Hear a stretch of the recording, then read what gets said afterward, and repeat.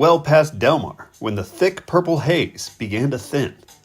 The oncoming headlights were flying by at a terrifying speed, leaving long, reverberating tracers like some drawn-out ayahuasca trip.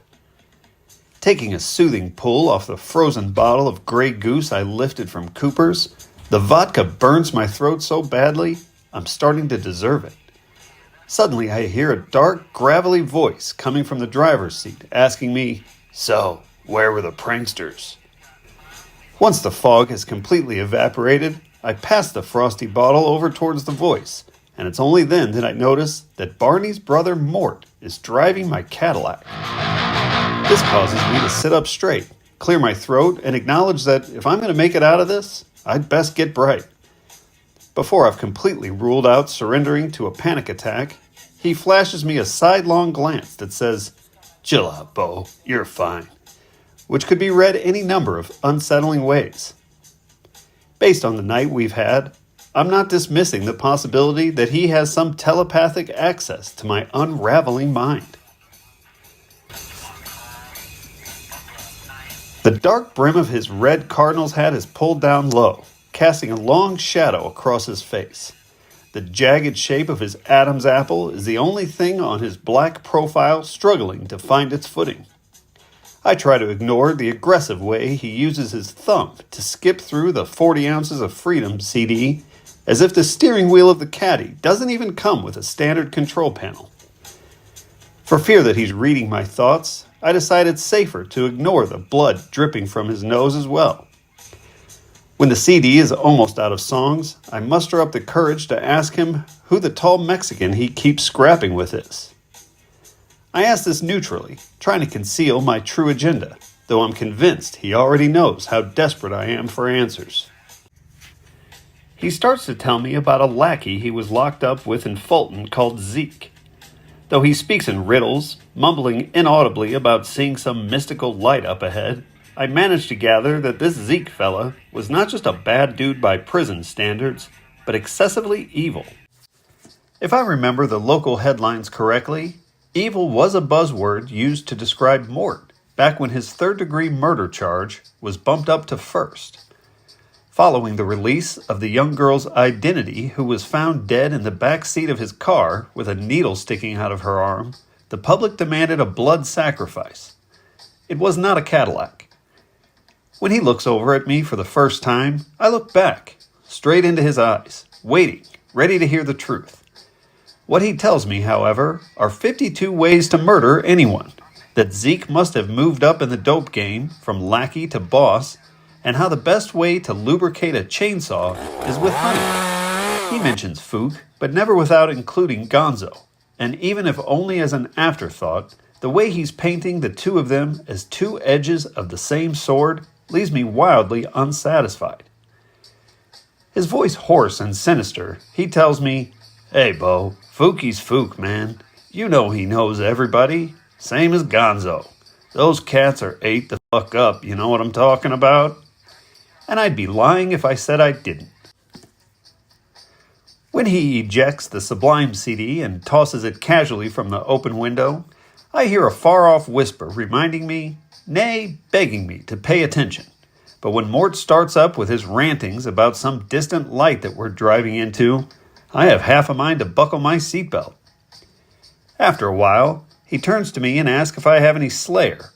It's then that the face of a vampire, one who was ceremoniously licking another man's blood without spilling his beer less than an hour ago, causes an indescribable panic.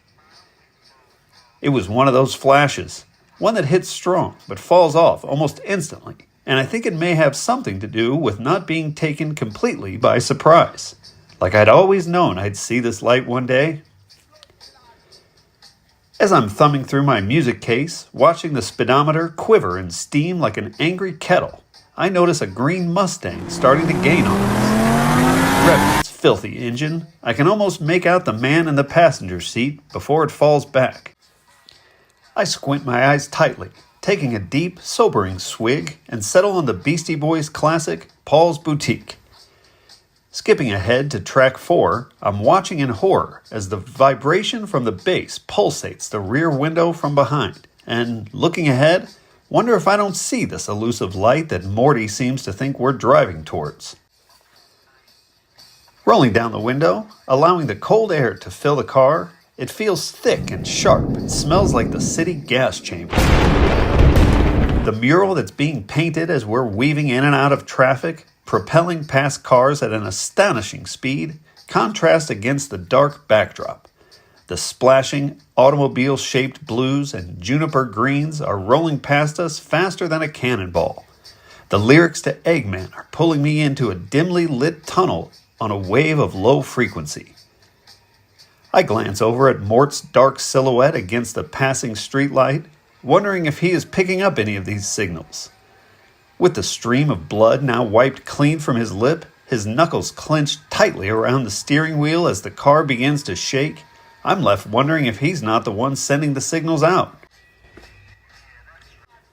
Searching for one hint of recognition, for a single muscle on his face to show a sign of tension, I'm spinning out of control, egg dripping from the ceiling.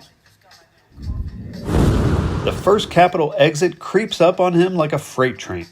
I take a Marlboro from the pack and, once lit, casually mention that the eastbound traffic looks like a starship tearing into hyperspeed, and he tells me in a grisly, matter-of-fact way that he remembers the first time he was abducted.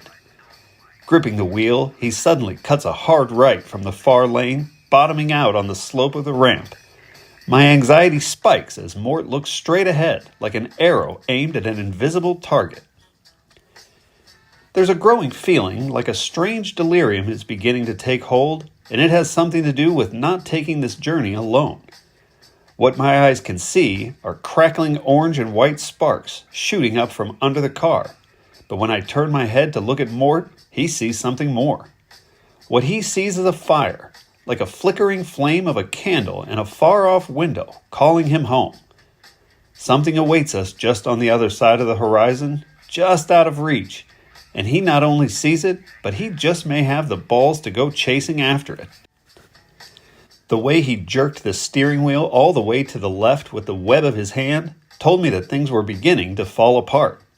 Fishtailing up the off-ramp, we evened out just as the signal changed from green to red. I read somewhere that the back-and-forth game of I know that you know that I know that you know is technically called common knowledge. Technically speaking, it's common knowledge that the light is no longer green, but a deadly shade of red. The CADDY roars a mighty roar and breaks into a full gallop. Just because I can't see the light, I tell myself, does not mean it isn't there.